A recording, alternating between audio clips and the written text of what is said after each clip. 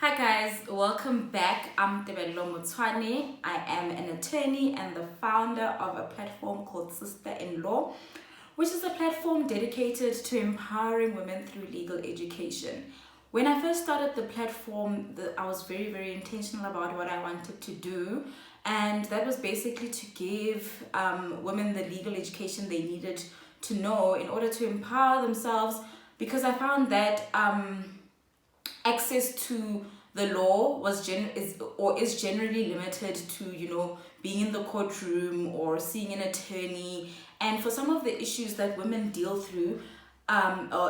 with rather, there was just really no need for women to consult on some of the issues that I provide legal education for. So in the growth of the platform, I then realized that I also wanted to give women in the legal profession a platform for them to really showcase their talents, for them to be celebrated based on merit, and just for their voices to be heard in the profession. And that's when I started a podcast called Sisters in Conversation, which started earlier this year. It's been doing very well. It's been a breath of fresh air listening to women in the legal profession speak on issues like transformation, gender-based violence. We also speak on issues of men empowering women in the legal profession and in society in general. So we've had very interesting conversations around that. But I've also, come to be very passionate about empowering law students. And last year, September, I started mentorship coffee sessions, where I took on female law students, just to teach them soft skills, things like how to prepare for an interview, how to draft a CV, and so forth. And those sessions really did well, but I was only able to accommodate 10 students at a time. And with time being a constraint, I also couldn't do the mentorship sessions on a regular basis. So I ended up having one last year and then one at the beginning of the year. The plan was to also have another one in June, or no, in May, just before the June exams. But I found, obviously because of COVID, I couldn't. So I hosted a session online last week, and it got very good feedback. And it just made me think, maybe I should just put it out online so that students can keep going back to it, because a lot of students were also not able to join the Zoom mentorship session that I hosted last week. So I thought, let me rather than just put it on my YouTube platform, on my podcast platform, so that whenever students have an opportunity and they just need motivation, or they need a mentoring session, then they can just always come back and revisit. So welcome to today's episode. It is the mentorship session I've put together, and it's just basically the stuff that I talk about with the students on a regular basis, but now I've made it more accessible and more available for people to actually catch up on it in their spare time, or to use it as a refresher. Thank you to all the students who have actually made the platform possible. Students who engage, and students who have also opened up themselves recently to help other students who are battling with studying during this pandemic. It's been very difficult for a lot of students. So honestly, like I really just need this platform to work. I really just need students to be motivated again. Guys, the profession basically needs you, and you have to hold on. I really hope that this will give you motivation to keep pushing. There's really nothing that can be done right now. Everybody is not in the mood to do anything. But if you're able to push your studies, please push your studies. If not, next year, I was telling students last week that next year is still another chance, but I'd really like for students to try to push, because like I said, the profession needs you. So I'll just tell you the format of the session. The first topic is around knowing yourself. The second topic is about being a brand. The third topic is around CV drafting. And then the fourth and final topic is around preparing for an interview. So I particularly like, always tell students to knowing yourself is very, very important. When you know yourself, you are also able to be a lot more resilient in your studies. You are able to focus, you know what you want. You will also find yourself in the right profession or studying the right qualification. Because a lot of the time, our anxiety comes from not knowing ourselves, not knowing what you want. So that's why at the beginning of the year, I encouraged students to put together a vision board, because that also helps people or helps students to be more intentional about what they want to achieve for the year ahead. So knowing yourself is very, very important. This is a profession that also needs you to be a person of integrity. So integrity is very, very important, and that also stems from knowing yourself. The most important and the most honest conversation you need to have is with yourself.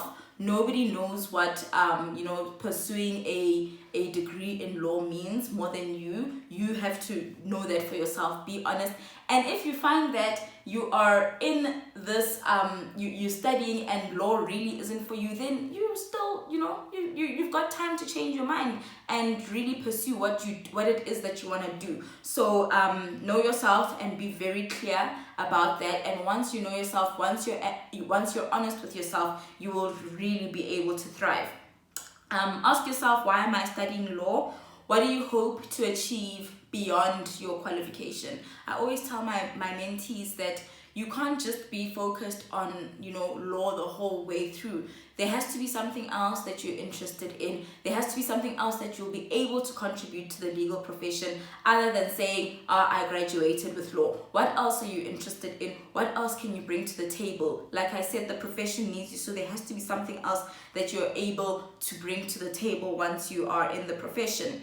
Then goal setting, which I touched on, should never be underestimated, because when you're intentional and deliberate, trust me, when you're intentional and deliberate, you will be able to yield the results that you want to. So be intentional about the decisions you make, and that will set you apart from your peers from day one. You have to be intentional.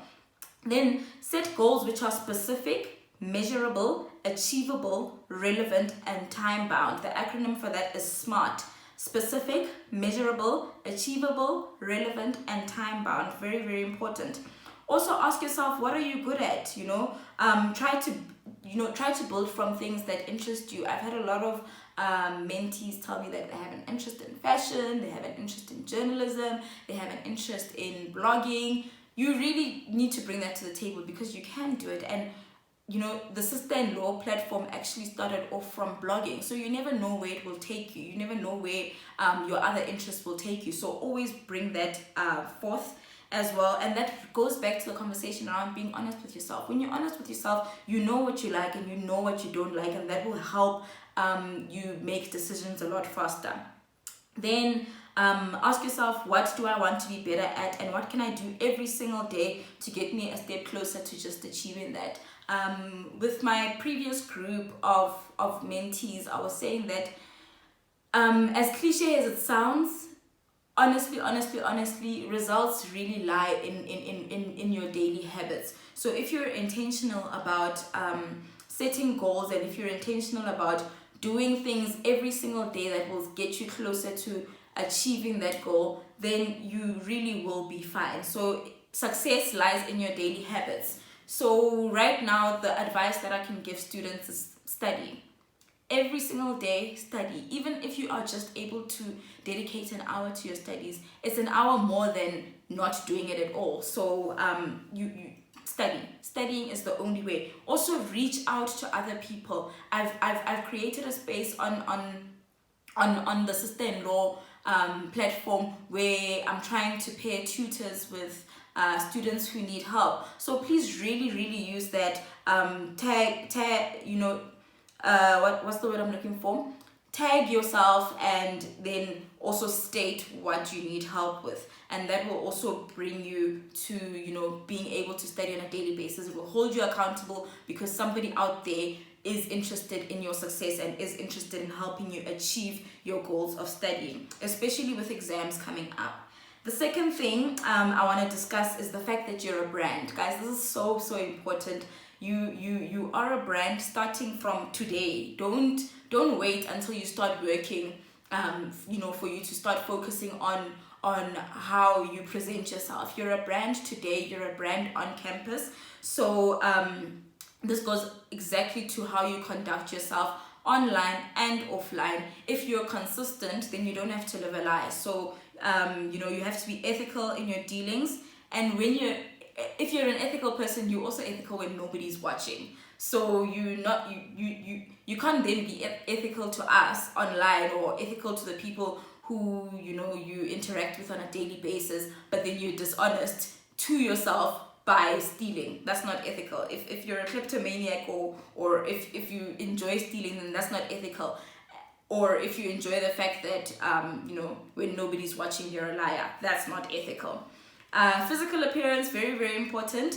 The best way I can point out physical appearance to you is, for example, don't go to the mall, or even just to buy a loaf of bread. Don't go to the shops wearing slippers or your pajama pants. You never know who you're going to meet at the shops. You never know who is going to be the person to elevate you to your next level. And if you don't look the part, you're not going to be confident enough to approach that person. For example, you might need something from me and you bump into me at the garage buying a loaf of bread.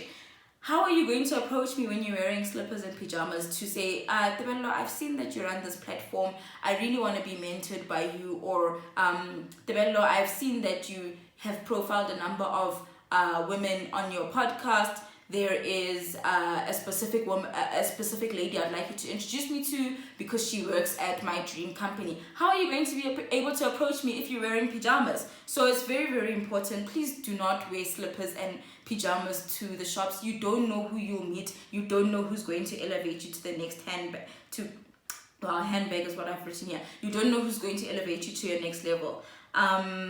Then I always say that, when people look at you, they must want to be you because you're just confident. And if you look good and you made an effort to, look good, even if you're just going to buy bread. And I don't mean put on makeup or wear jeans and heels to go buy a loaf of bread. But if you look good 9 times out of 10, you're going to be confident enough to approach other people, and other people will be confident enough to approach you because they don't mind being seen with you.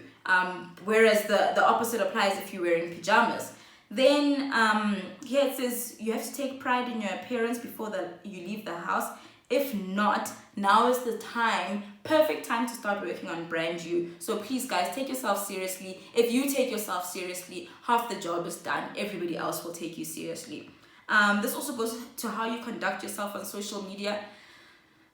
Guys, you saw with Bianca, I'll specifically say her name, you saw that, things that she tweeted when she was 14, how old was she? 14 or 18, I don't remember her age, but things that she tweeted really came back to haunt her, and as a result, she ended up stepping down from the competition. How you conduct yourself is very, very important on social media. Be specific about what you want to use your voice for on social media. Be specific about the tone you want to set on social media. Be specific about, be deliberate and specific about the kind of, conversations you want to take part in social media. You don't have to engage in every topic. That's exactly what will land you into trouble. Be specific about the topics you want to engage in. If you don't have a comment, or if it feels like it will come across as wrong, don't tweet it, don't post it, it's fine. It's okay to keep quiet sometimes. I always tell people it's okay to keep quiet sometimes. So please also avoid retweeting or resharing content that is also defamatory. You could get yourself into trouble for that. And remember, like I said, the legal profession is a profession based on integrity. So you really want to be intentional about the kind of content that you put out there. And then stay away from things which will make your integrity questionable in the future, which is what I've just said. And aim to use social media as a way to network, engage, and to teach others. This is very important, guys. A lot of people like saying, oh, but I only have 100 followers, or oh, I only have 100 people subscribe to my YouTube channel. 100 people is enough, 40 people is enough, 10 people is enough. I always say that if you can use your voice to motivate or to encourage one person, then your job is done, guys. You don't have to have a lot of followers in order for you to start making changes within your circles or changes in somebody else's life. So the work you put out is very, very important. Like I said, it's an effective way to network, to engage, and to teach others. Always ensure that even on social media, your purpose is to offer value to the people who are following you. And by following, it's actually people who are listening to you. If somebody is willing to listen to you, you really, really just owe it to them to make sense when you speak, to make sense when you put things out there. So be very, very intentional. Then if someone agrees with you, be graceful and walk away from the toxic engagement. Like I said, you don't have to partake in every conversation. You don't have to engage in everything. Those are the things that end up getting you into trouble. Sometimes, it's okay to not even defend yourself, because you may say something that you are really going to regret at a later date. So sometimes it's also just important, not to defend yourself. You don't have to respond to everything being said to you. Then here, very, very important, social media is essentially your CV. So make sure that you're able to sell yourself in all respects. And this isn't even a joke. We've heard lots of times that employers, potential employers, look through your social media posts to kind of gauge what kind of person you are and to see whether or not you'll fit with something in my eye, to see whether or not you'll fit with the culture. So you have to be very, very intentional about how you conduct yourself on social media. It is an extension of your CV. You can't say certain things in your CV and then online you're a completely crazy and opposite person than what you sold on your CV. Like I said at the beginning, if you're consistent on and offline, then it will be very easy to execute some of these things. Then use your voice on social media to amplify topics that matter. So for example, right now we're in the middle of Black Lives Matter, we're in the middle of gender-based violence, we're in the middle of a pandemic, which some people don't always understand. So use your voice to amplify the topics that matter. Also give a balance, because you don't have to have an opinion about everything, like I said. So be very balanced about the stuff you want to put out there or the stuff you want to engage in on social media. Then lastly but not least, under you being a brand, don't underestimate the power of networking, even on campus, guys. My favorite story is that the person who does my accounts and the person who did my websites are all people I went to university with. So don't only network with other law students. That is very, very limited thinking or limited rather engagements. Try to always know people from other, what is it called, other faculties, that's the word, other faculties, because that will go a long way. 10 years from now you'll literally need an accountant. 10 years from now you'll literally need somebody who you want to do your website, and it's always good to say, hey, so and so, remember we went to varsity together, I see you into graphic design, can you help me with my website? And that person might be so grateful that you remembered the engagements that you had on campus 10 years ago, that they might even do it for free. It's not a lie, they'll do it for free. So guys, be very, very, very intentional about networking on campus. It will literally save your life in the future. People that I knew in varsity are still people that I go back to today to ask for favors. So don't underestimate the importance of networking on campus, and also don't underestimate the importance of networking on social media. For me, social media is the best place to network, because all I have to do is send a direct message to the person I'm interested in engaging with, and the worst that can happen really is that they don't respond to my message. But I've actually been very, very fortunate that some of the women I've met online, I've even managed to profile on my podcast. And so for me, there's nothing better than actually networking on social media. So I've met exceptional women. The women who are very close in my circles today are women I've actually met online. So please don't underestimate the importance of also just reaching out on social media, sending that direct message. Hi, so and so, I've noticed that you're a partner at Africa's largest law firm. May you please tell me how I can make my CV stand out, because I've been eyeing that position. You can network online. Very, very easy. And right now we're in the middle of a pandemic, so networking online is probably the only way, the best and the most effective way to network. Then that takes me to my third topic, which is CV drafting. Excuse me. Which is CV drafting. First and foremost, before I even get into the topic of CV drafting, if your email address is hotbabetolo@gmail.com, please change it right now. I'm being serious. Change it right now. If your email address is hotbabetolo@gmail.com, please change it. Already, when that CV of yours comes to me and I see that email, I'm not even going to open it. I'm not joking. I'm not going to open it. And I don't expect any potential employer to open it. Because, like I said at the beginning, if you don't take yourself seriously, nobody's going to take you seriously. So please use something like your surname and your name, or your name and your surname at gmail.com. That goes a long way. Then when you're drafting your CV, then another thing, while I'm on the topic of emails, please make sure that you always introduce yourself in an email. Never ever send an email that says, "Dear Develop, kindly find attached my CV." Your CV for what? Like, why haven't you introduced yourself? "Hi Develop, I'm Tsulo Kekana. I'm a student at this university. I noticed that your firm is hiring, and as such, I've attached my CV here with. Even if you're not hiring at the moment, I'd like to job shadow for 3 months. Do you have vacancy at your firm that will enable me to job shadow for 3 months so that I can have something on my CV?" Now you've introduced yourself. Now I'm interested in opening your CV, because you've also caught my attention by saying, if I don't have any vacancies at the moment, can you job shadow? Now I'm definitely going to keep your CV at the top of the pile, because first of all, you were very courteous in your approach, and secondly, you introduced yourself. Thirdly, now you want to work for free, so you're showing me already that you have an eagerness to learn. So be very, very intentional about that introductory email before just attaching your CV and your cover letter.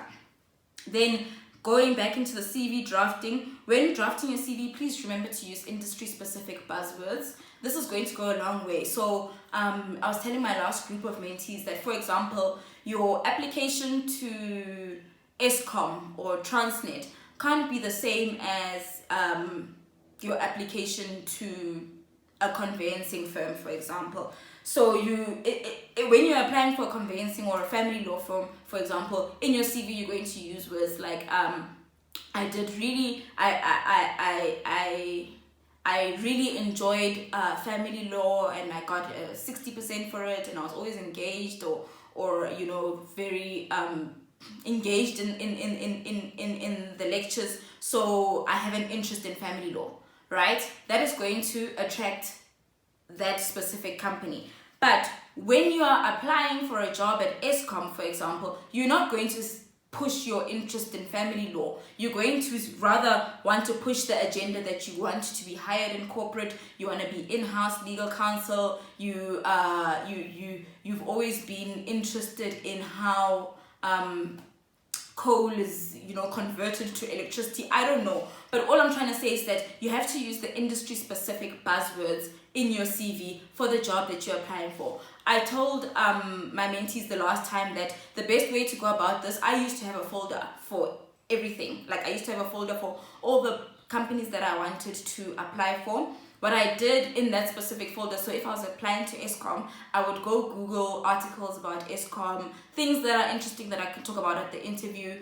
I would go, because I would only imagine that when you're applying for a job, you're really hoping to get the job. So do your research about the company, put it in a folder. Then I would also say Eskom CV. Then I know that, okay, now for my Eskom application, I'm going to attach the Eskom CV. Because you also don't want to attach the family law CV by mistake for the interview that you're preparing for Eskom, or for the job that you're applying for rather. So very, very important, have a CV that is,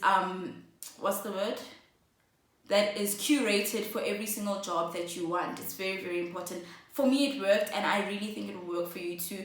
It also just shows the employer that you are serious about that specific company.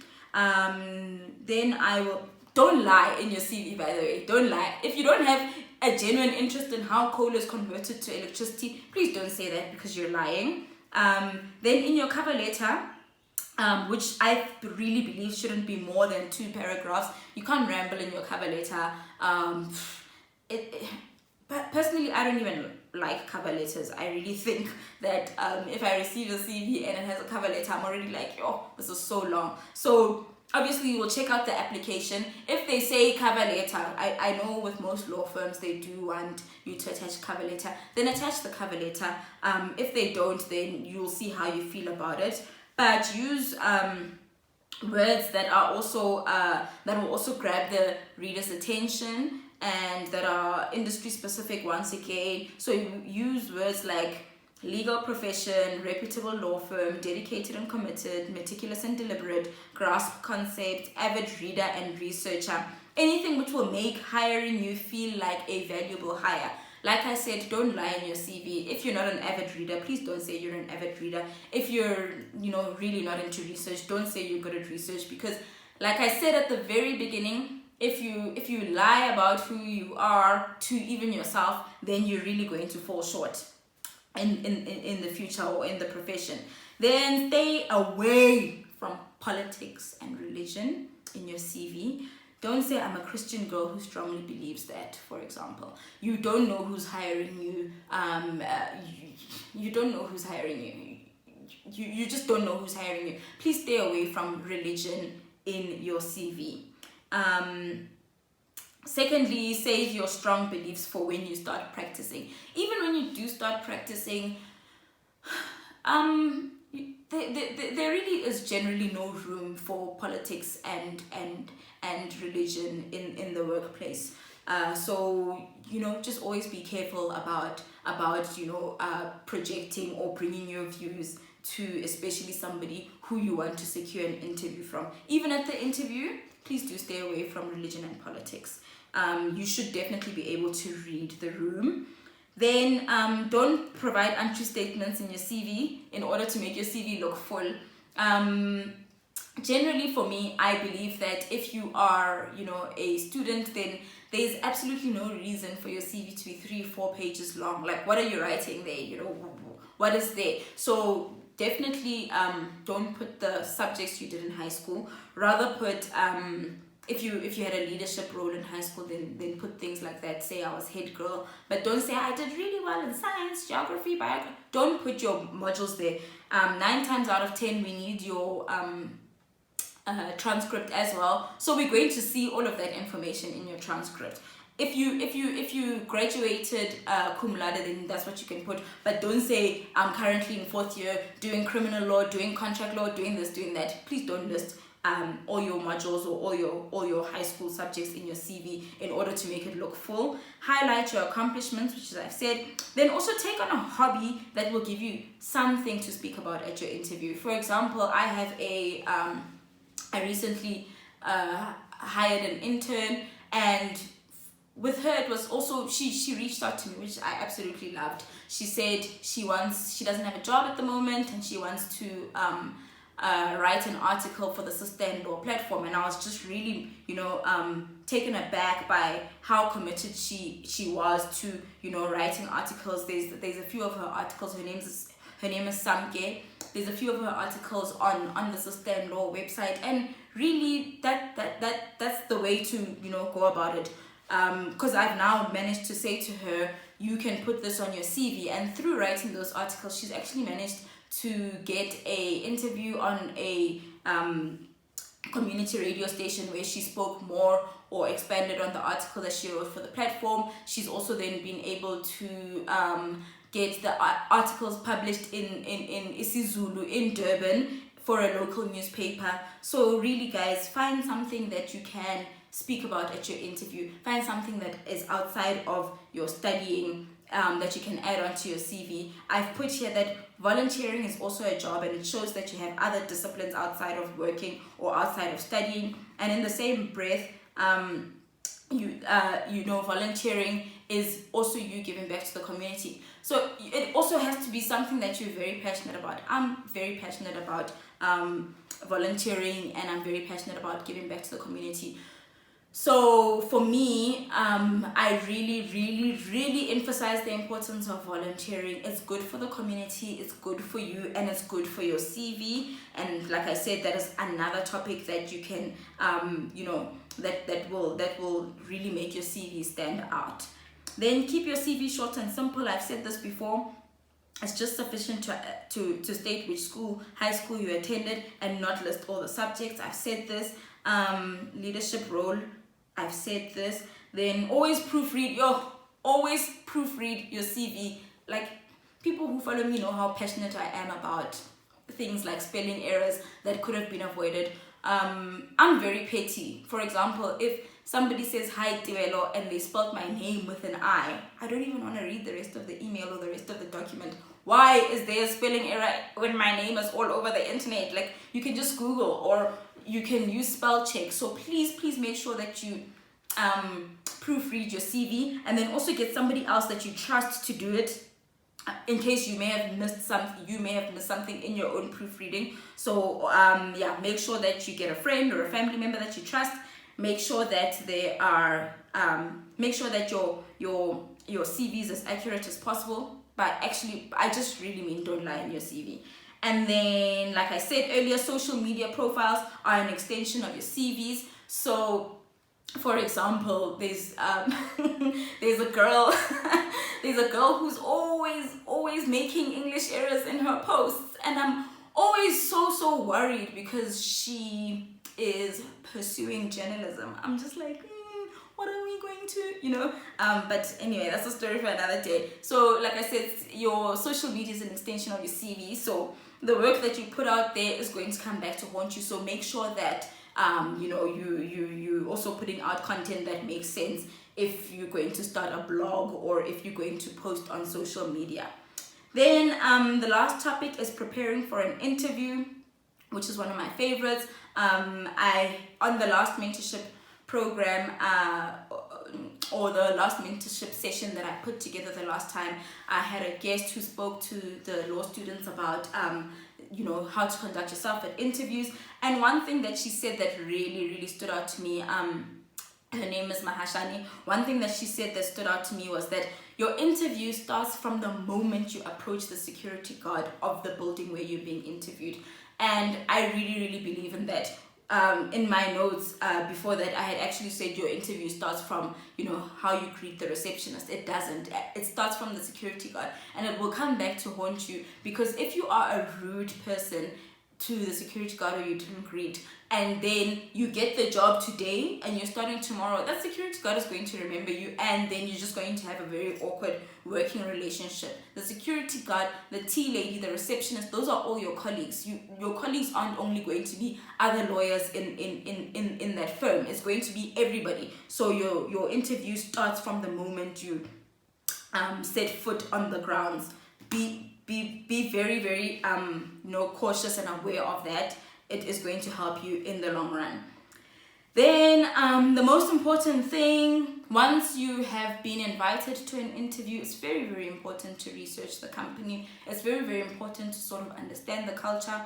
What I used to do is also search for these people on LinkedIn. So for example, if I was going for an interview at Telkom, I would go onto the Telkom page on LinkedIn, for example. Then I'd see a bunch of people who work there, and then I would send out messages just saying, hi, I've got an interview tomorrow at Telkom, and I really just want your personal experience. How are you finding the culture? What should I be aware of? That is part of doing research. It's also going to show when you get to the interview, that you're very interested in the company as a whole. So research the company ahead of time. I told you about the folder that I have for every company that I'd be interviewing for. So in the Telkom folder, I always had interesting articles about things that they've done, about mergers and acquisitions, for example, or any other reason why they would have gotten themselves in hot water. Very important. Then aim to arrive 30 minutes before your scheduled time. Guys, you don't want to get to an interview huffing and puffing. You don't want to get to an interview on time. Being on time is actually late in the legal profession, or in any profession for that matter. You really want to be 30 minutes ahead of time. Also, what I once did when I was going for an interview in Sandton many years ago is the day before the interview, I took taxis so that I could familiarize myself with the route. You don't want to be getting to Brie or go north, for example, not sure which line you should be in, where the taxis for going to Sandton are. You really want to familiarize yourself with the route before the interview to ensure your chances of also being on time. Especially if you're taking public transport, you want to leave an hour before the hour you are going to leave. So if your interview is at 11, you are planning on leaving at 10, you're now going to have to leave at 9. It only makes sense, even if the day before it took you 30 minutes to get to Sandton. You don't know what the conditions of public transport are on the day that you're going for your interview. The taxi might get stuck, get a burst tire, and you at least know that you have bought yourself time and you'll still be on time in your interview. Be that as it may, if you find yourself running late, very important, please just call, say, I have an interview. So basically, from your emails that is inviting you to the interview, always ask for a contact person, and then you will know that on that, ask for their cell phone number as well, because people don't sit in their offices all day anymore. From that, get a contact number and say, hi Michelle, I have an interview set up with Karen or whoever's interviewing you. Tell them that you're running late, tell them that the taxi broke down, tell them that your car broke down, and just be very professional about it. Arriving late and flushed and apologetic is a no. So definitely, if car breaking down was out of your control, say that you're running late, and then say, is there a possibility for postponement if you have a feeling that it's still going to take you long to get there. You really don't want to end up feeling like you wasted their time, their time by not communicating. So communication is very important. Another thing, dress the part. This is my absolute favorite, purely because when I started with my interviews, I bought a black pencil skirt, black pants, and a black blazer from Jet. And these were my interview clothes, because I knew that I wouldn't, my parents wouldn't afford to buy me clothes every time I go for an interview. And because I didn't wear formal clothes often, I needed to make sure that I have an outfit that I can bet on for interviews. So very important, try not to wear those things, because they will, especially if affordability is an issue, try not to wear those clothes as often as possible, so that they can really just look nice and presentable for as long as possible. You don't want to buy a black suit and then wear it all the time, and then when you need it for an interview it's brown or has lost color, and then you can't afford to get a new one ahead of your interview. So it's always very important to have an outfit on standby. Buy black pants, black shirt, black pants, black skirt. A white blouse is always very nice. Try to stay away from like floral blouses, but you'll see how your outfit looks. If it looks good, then that's fine. Also be able to read the room through the research that you would have done about the company, so you'll see what you are expected to wear. Obviously your interview for a law firm, for example, might be different to in-house legal for an IT firm. So yeah, you would have done your research to see what kind of outfit you should wear. But black skirt, black pants, nice formal blouse always goes a long way. Nice pair of court heels. Make sure that your hair is tidy. Wear light makeup. You don't even have to wear makeup. Look smart. You're an advert. When you walk in, they should already visualize you as being a part of the team. One of my mentees last week asked me if they can go to interviews in their afro. Yes, you can go in your afro to an interview. It's very, very important that, for example, white people become aware of the fact that black girls have afros. The more we do it, the more, the more we will be vocal about who we are. There's absolutely no need for you to be panicking that your hair's in an afro, you're gonna braid it before your interview. Some students don't even have money to be doing braids, so go in your afro. The more white people see us in afros, the more they'll know that it's an actual thing, that this is actually who we are. You need to go as close to who you are as possible. Like I said, if you're dishonest about who you are from the beginning, then everything in your life is not going to work out. So please go to your interviews in your afros. Don't hold back. I specifically put here wear light makeup because even if you're a makeup artist, you really don't want to go to an interview already like people are already like, oh, Miss Drama Queen, we're gonna give her this job. Unfortunately, people are like that.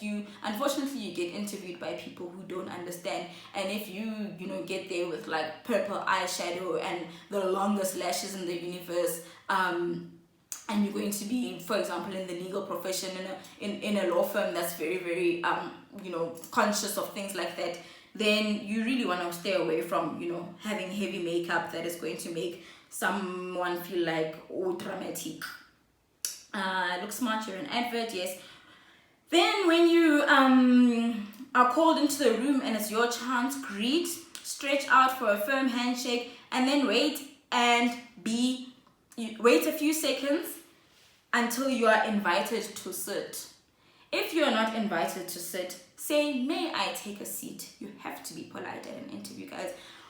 Any interview and then just sit down like you at your mom's house. You really have to wait to be invited for that seat. And then proceed. Sit up straight. Posture is everything. Keep your hands on the table. Straight posture. Hands on the table in front of you. That will keep you from, it's a nice anchor. It keeps you from being too busy. It keeps you from being tempted to click a pen, which is very annoying. It does have these weird things happen. Weird things happen all the time. But also by keeping your posture straight, you show that you are engaged. You're not slouching. Like imagine like if you go interview and you just like nomsa, like don't do that. You want to show that you're engaged. You want to show that you are making the eye contact that is necessary for people to be able to read into your soul, essentially, because you're gonna work for them. I'm sure they want to know you better. And if you're getting there and your posture ain't right, then I don't know who's gonna give you a job. Then please smile. You're not going to die. I know interviews may feel like death, but if you smile, then you are friendly and welcoming, and people want to work with you because you're friendly and welcoming. Be enthusiastic and be confident from the onset. If you are not confident, you might not get that job. People want to see that you're confident. You're going to be in the legal profession, and the legal profession goes with confidence. Then make the necessary eye contact to all parties interviewing you, especially if you're being interviewed by a panel. That's very important, to show that you are addressing all of them, So don't only address the person who's asking you the question. When the person asks you a question, thank you for the question, and then proceed to answer it by making the necessary eye contact with your panel to show them that you're also talking to them, to show them that you are including them in your interview. Very, very important to do that when you're being interviewed by a panel. Show that you're listening by nodding. Not. Okay, sorry, that was funny. So yeah, show that you're interested by nodding every once in a while. Smiling again, keep that smile. Then don't blab. I've been doing a lot of blabbing during shooting this session. Don't blab. If there's something you don't know, say, I'm not sure, but may you please give me the opportunity to submit this tomorrow morning, and then do submit it. So if you're asked about I don't know how the current oil and gas sector is affecting the economy, which is in turn affecting attorneys, and you don't know the answer, please don't just start blabbing.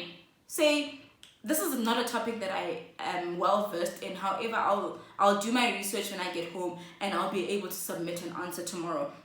In one of my interviews, I remember I was asked something about a service level agreement. I was asked something along those lines, and I didn't know. And I was like, I don't know what that term is, but please can I have an opportunity to answer the question, and give me an email address I can send it to. And my panel was very friendly. Each of them gave me their email addresses. I then submitted an example of a service level agreement, and then I addressed the question that they had asked me, because I went home and I did my research, and I got the job. I'm not even joking. I got the job because I was like, I don't know what these people want, but I'll give it to them later.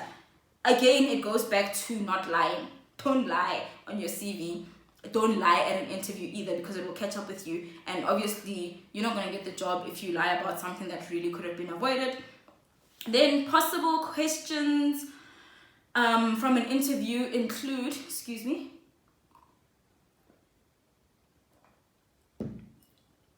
possible questions include, tell us about yourself.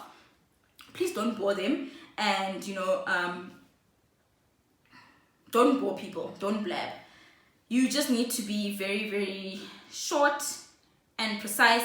And I like the tell us about us to set the tone for the interview. So you may specifically want to highlight the fact that you're interested in fashion, and you imagined yourself as a fashion editor, and that led you to actually end up being interested about the law because you found that you're a good writer, whatever. But yeah, sort of set the tone with that. Tell us about yourself. Tell them something then interesting that they can latch on, because sometimes you find that you actually even get a job from a different interest. I know it sounds like I've lived through every scenario in the world, but at one of my interviews, I had the lady who was originally supposed to interview me was running late, and then I got interviewed by someone else. And luckily, I had seen that lady on TV a few weeks ago, before the interview. And then we ended up speaking about her interview the whole time instead of me being interviewed. And I really got the job once again from just speaking about a random TV program. I don't even remember, but however it landed in the interview, we were interested at the same thing at the same time. I don't know if it was her because she was on TV quite a lot, or I don't know if it was a specific program that she'd also watched and she had taken an interest in, but we ended up discussing that the whole time. So you can even speak about a book that's currently interesting you. You don't know who's read that book in the panel. You guys might find that you end up speaking about only that book, and then you'll get a job because there was a vibe. So guys, it's very important to say interesting things when you're told to tell us about yourself. Then I've put here study current affairs. That will take you a long way. You really don't want to find yourself not having at least an opinion about Black Lives Matter, at least an opinion about domestic violence, at least an opinion about the pandemic. Really study current affairs. It will take you a long way. You also then show you are somebody who is going to be valuable to the legal profession, because you need to know current affairs anyway as an attorney. So start now as a student. Start being interested in what's going on around the world you live in. You can't only just know books and law the whole time, and then you just studying, and then you're not taking time out to once again educate yourself on other things that matter around you. Everything is interconnected. You are connected to everything. It's very important to have a little bit of understanding about the issues that happen in the world you live in. Very important. Then, why should we hire you? Those can be a question that you can expect to have at an interview. And obviously, if you've already stated it in your cover letter and your CV, I'm very interested in family law, and I've noticed that this firm won an award for family law contributions and blah blah blah blah blah. So I feel that I'll be valuable because I do well in family law. I have an interest in family law, and I recently came across a case of child maintenance, and I was give an opinion on that case on child maintenance, and then it will show that you really do, or you really are going to add value to the company you'll be you'll be working for. Then if they start speaking about money, how much do you expect? it's always very like, I mean, if you're coming in as a student, firstly understand, are you working at a big firm, at a small firm? Then also understand what that what the market related salary is, and say, I'm aware that small I'm aware that small law firms at the moment are giving 5,000 rand. That's the range I'm looking for as well. Or I'm aware that larger law firms are giving 20,000 rand, for example. So I really would appreciate a market related salary. You can also just give a bracket, so a payment range, if you're not comfortable with giving a complete number. If you're coming from another industry where you are, for example, earning 7,000 rand, I don't think say 7,000 rand. Rather say I'm earning between 7 and 10,000 rand, and my expenses are able to cover that. So I really need a salary that's going to be able to really compete with the current salary I'm earning, or even better if it will be more than that. But yeah, try to stay away from the numbers game. Rather give a range. I'm currently earning between 7 and 10,000 rand, and I'm looking for a job that is able to pay me between 15 and 20,000 rand, for example. Those are the ranges you can give. Then yeah, if you like a particular case aspect of the law, then highlight that and speak about a recent interesting case that you came across to boost your understanding of the law or of that case. So like I said earlier on, you can say you recently came across a child maintenance case, and then you can give your opinion on that. It will also show that you have an interest in that particular topic for real. Then if you are asked whether you have any questions, a good question to ask is, you can ask one of the panelists, what do you love about working here? That gives them an opportunity to tell you a little bit more about the culture of the company and what their specific lived experience in that company is. Then you can say, what is the culture like? And then you can also ask, how many people have been interviewed for this role, and how many candidates will be hired. It also gives you, a nice feeling knowing that we're only taking 2 people and we've interviewed 5 people. Then you sort of can gauge, I'm likely to be part of the 2, or I'm likely to, not be part of the 20, for example. Then, almost done, guys. Your exit is just as important as your arrival. Stand up, firm handshake. Thank you for having me, or you can say it was a pleasure meeting you and being interviewed, while maintaining eye contact. Once again, don't forget to smile and tell everybody to have a great day further. Being polite is very important. When you leave the building, say goodbye to the reception. Everyone you said hi to, or everyone you encountered when you were coming into the building, is the exact same way you should leave them when you leave the building. Thank you, thank you, thank you. Tell the security guard, thank you for the directions. My interview went really well. Have a good day further. Guys, that thing goes a long way. Being kind to people in general, not just at the workplace. Being kind to people in general goes a long way. I've had clients refer me to other clients, and then those clients call me and say, Tebello, I got your number from Lerato. She said you were very friendly. I mean, being friendly really takes you a long way. Gets you paid, for example.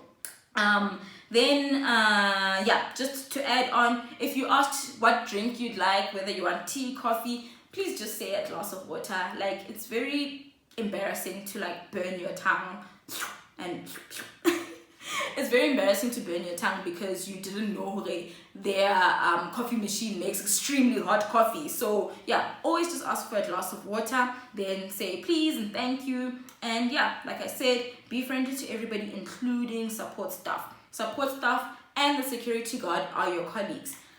And that brings us to the end of the mentorship session. And I really, really, really hope that some of the tips I've shared with you have been, beneficial. I know the thing I forgot to highlight the most as well is I always tell my students to focus on their social media bios if they have social media accounts. So your LinkedIn bio, your Instagram bio, your Twitter bio, your Facebook bio, very, very important. It is an extension of your CV, like I said at the beginning.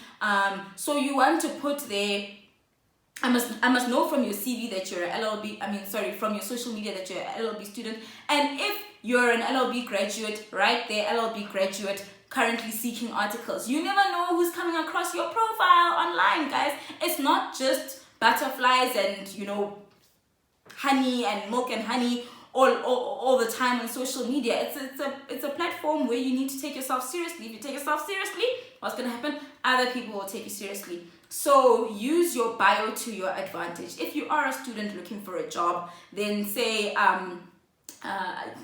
just that in your bio. LLB student currently seeking articles. LLB student currently seeking employment. You don't know who's gonna come across your profile, because Mang might have tagged you. Then someone will click and they'll be like, oh, I've actually been looking for a candidate attorney for my new firm. Let me reach out to this girl and tell her to send me my CV. So guys, use your bio to your advantage. Fix up your LinkedIn. Make sure that all your profiles, make sure that your profiles are clean. Like I said, employers do go check social media, so you really don't want them to come across a picture of the past weekend where you were smoking a joint with your boyfriend, for example. You want to stay away from posting your joints on even Facebook. It may seem harmless, but you never know who's looking, guys. So please make sure that your profiles are clean. Make sure that if you have a hunch that you may have tweeted something that's controversial back in the day, go back, search for that tweet, go and delete it. It's very important. These things catch up to you guys. Like, I'm not even joking. These things have a power, or have a way of catching up to you. It's not just social media. It is an extension of who you are. It is your brand. You're a brand. Take yourself seriously. And I really, really hope that this mentorship session or this content has the ability to change your life and to impact your life in a positive manner. I can be contacted on advice@sisterinlaw.co.za if you have any questions from the information that I've shared. That's advice@sisterinlaw.co.za. It will also be in the comment section below. If you're not already following me on social media, the social media page for Sister-in-Law is @sister_in_law_, and it's like that for Twitter as well. Then on Facebook, it's Sister-in-Law South Africa. And then, what's the last platform? Website is www.sisterinlaw.co.za. That's I think I put too many W's. www.sisterinlaw.co.za. Please, if you are a student in an LLB student, it's very, very important for you to also start having an understanding of the various professions that exist in the legal profession. And I think a nice place for you to be equipped with the tools that you need is listening to the Sisters in Conversation podcast, where I profile Black women in the legal profession Black women and women of color who speak about some of the roles that they do. Very, very, very interesting stuff. So make sure that you also follow the Sisters in Conversation podcast. It's available on Google Podcast. It's available on Spotify. It's available on Apple Podcast. It's available on Overcast and most major podcasting platforms. Please catch up to that platform or those podcasts. Share it with other people who also may be interested to learn of the various positions or the various jobs that exist in the legal profession. And guys, just don't wait on opportunities to come to you. You can create opportunities for yourself. It's exactly what I've done with Sister-in-Law. I didn't know when I started law that a platform like this could ever even exist, and yet here we are today. So please don't sell yourself short, guys. And can't wait to hear from you, and all the best for exams, all the best for CV drafting, all the best for your interviews. The profession needs you. I've been saying